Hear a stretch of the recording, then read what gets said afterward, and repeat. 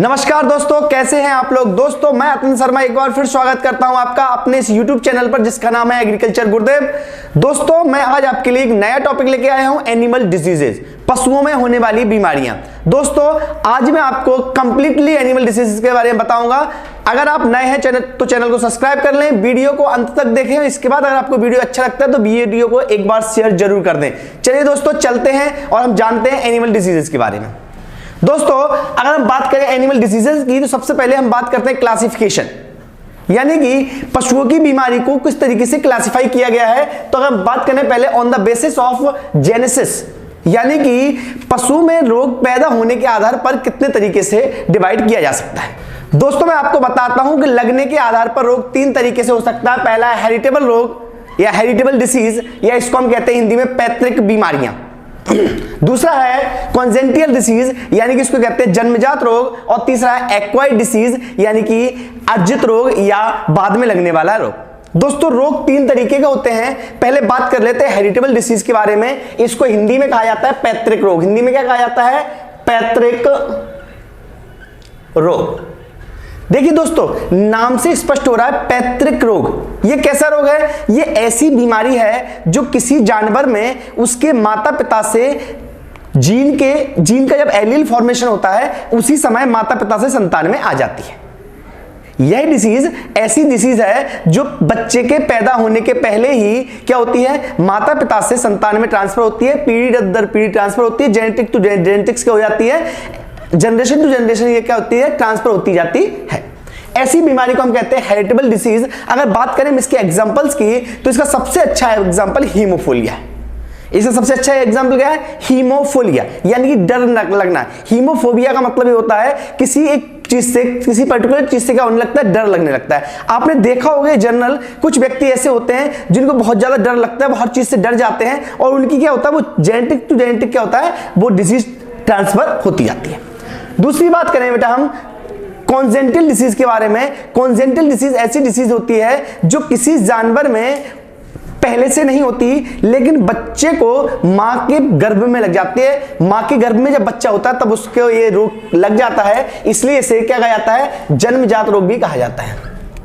क्या कहा जाता है? जन्मजात रोग कहा जाता है। यह रोग पहले से पशु में नहीं होता लेकिन क्या होता है, गर्भ में पशु को पैदा होता है, इसलिए इसे जन्मजात रोग कहा जाता है। बात करें इसके एग्जांपल की तो टीबी इसका बहुत अच्छा एग्जांपल है।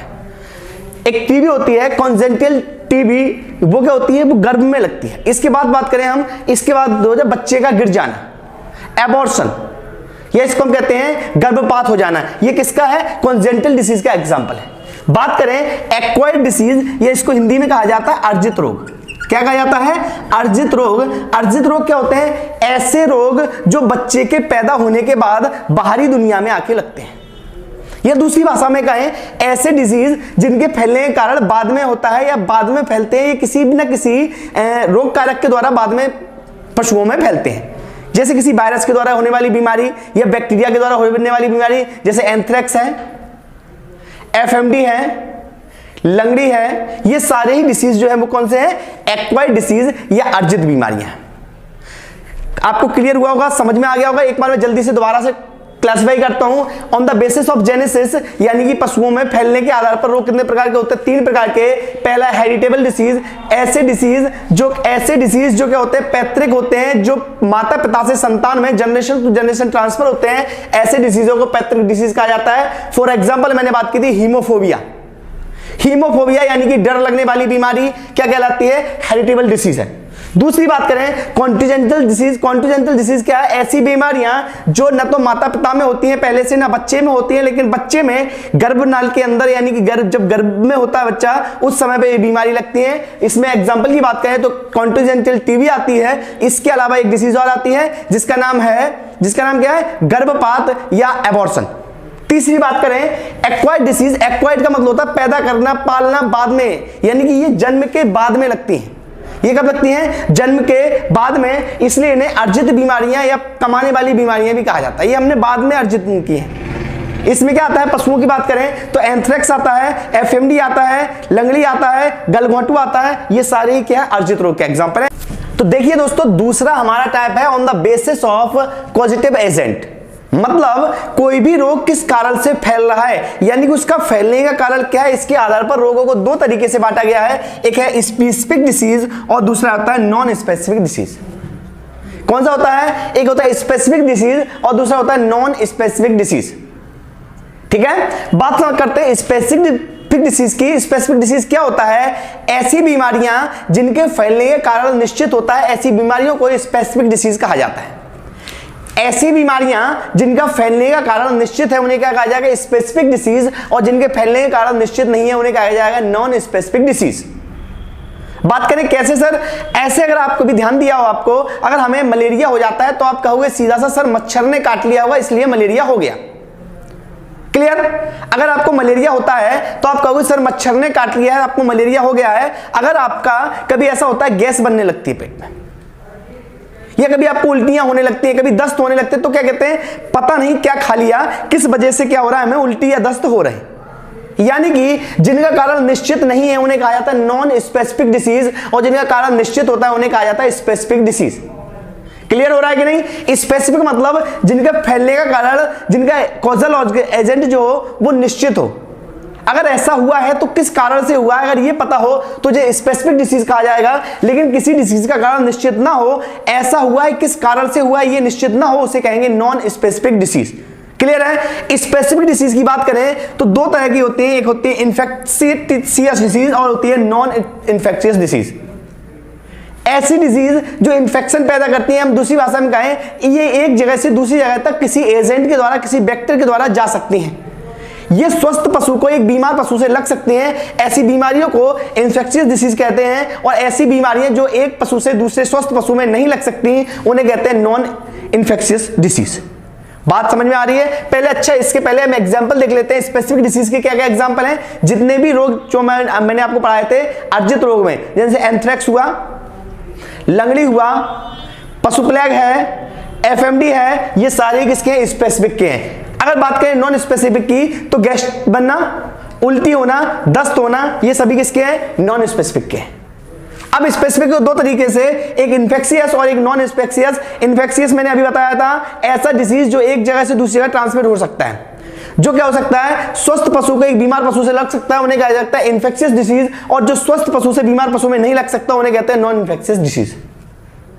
बात करें इन्फेक्शियस डिसीज में, एंथ्रेक्स, लंगड़ी, एफएमडी, ये पशु प्लेग, ये क्या इन्फेक्शियस डिसीज है। और नॉन इन्फेक्शियस डिसीज में है हीमोफोबिया, डर लगना या मिर्गी आना, बेटा ये क्या है? ये नॉन इन्फेक्शियस डिसीज है। ये स्वस्थ पशु से बीमार पशु में नहीं होगा, इसे कहते हैं नॉन इन्फेक्शियस डिसीज। तो डिसीज कितने तरीके की पढ़ी हमने? कॉजल एजेंट के आधार पर दो तरीके की, एक बार दोबारा से जल्दी देख लेते हैं कितने तरीके की? दो तरीके की, स्पेसिफिक और नॉन स्पेसिफिक। स्पेसिफिक मतलब ऐसी डिसीज जिसका फैलने का कारण निश्चित होता है, स्पेसिफिक कहा जाता है, और जिसका फैलने का कारण निश्चित नहीं होता उन्हें क्या कहा जाता है? नॉन स्पेसिफिक कहा जाता है। स्पेसिफिक डिसीज होती है वो दो तरीके की होती हैं, एक होती है इन्फेक्शियस डिसीज और non infectious disease. Infectious disease ऐसी डिसीज जो क्या हो सकती है? जो स्वस्थ पशु को बीमार पशु से, स्वस्थ पशु को किसी बीमार पशु से लग सकती है, उसे इन्फेक्शियस डिसीज कहा जाता है। एग्जांपल में बात करें, एंथ्रेक्स है, ब्लैक क्वार्टर यानी कि बीक्यू, उसके बाद क्या है? उसका लंगड़ी है, उसका एफएमडी है, ये सारी क्या आती है? इन्फेक्शियस आती हैं। नॉन इन्फेक्शियस में क्या आता है? मैंने आपको बताया था हीमोफोबिया आता है और मिर्गी आता है, ये क्या है? नॉन इन्फेक्शियस है। ठीक है, क्लियर हो गया आपको? चलिए चलते हैं नेक्स्ट टाइप की ओर। चलिए दोस्तों, तो हम देखते हैं तीसरा pattern, on the basis of intensity या on the basis of time period. बात करें इंटेंसिटी का मतलब होता है पशुओं में जो रोग हुआ है वो कितनी ज्यादा तीव्रता से हुआ है। ये जो पशुओं में रोग हुआ है वो कितने समय तक चलने वाला है। ठीक है, इस आधार पर रोग जो होते हैं तीन तरीके के होते हैं। पहला एक्चुअल या very aggressive disease. Very aggressive का मतलब होता है ऐसा रोग जो बहुत ही तीव्र होता है, इसको हिंदी में कहा जाता है उग्र रोग। हिंदी में क्या कहा जाता है इसे? उग्र रोग। ऐसी बीमारी जो क्या होती है? बहुत ही ज्यादा तीव्रता से होती है। इस बीमारी में पशु के लिए इलाज करने के कोई भी टाइम नहीं मिलता, 1 से 2 घंटे का टाइम होता है। अगर आप पशु को ट्रीटमेंट दे पाते हो तो पशु बचता है या बचने की उम्मीद होती है, और अगर उस समय पर ट्रीटमेंट प्रोवाइड नहीं करवा पाते तो पशु के डेफिनेटली मौत होना निश्चित।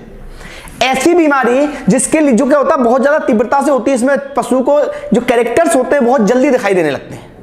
पशुओं में जो बीमारी के कैरेक्टर्स होते हैं बहुत जल्दी दिखते हैं और तत्काल प्रभाव में अगर हम लोगों ने इसकी ट्रीटमेंट की व्यवस्था नहीं करी तो पशु मर जाता है। इस डिसीज में केवल एकमात्र पशुओं की डिसीज आती है जिसका नाम है एंथ्रेक्स।